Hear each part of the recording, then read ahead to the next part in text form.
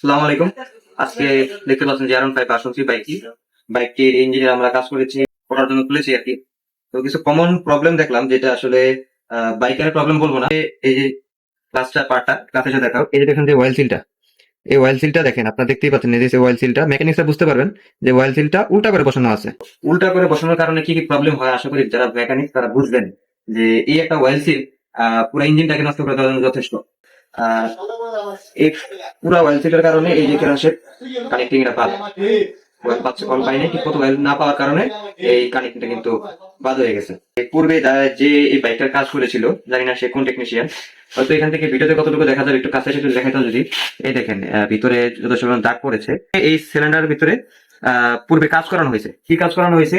এটাকে স্লিপ করানো হয়েছে। স্লিপ করানোর পরে এই যে দেখতে পাচ্ছেন যে পিস্টনটা, এটা কিন্তু আমরা এই বাইক থেকে বের করেছি। এটা কিন্তু ভার্সন 3 পিস্টন না, এটা সম্ভবত আমরা অনুমান করছি জিক্সার বা অন্য কোনো গাড়ির পিস্টন এখানে মেজারমেন্ট করে বসানো হয়েছে।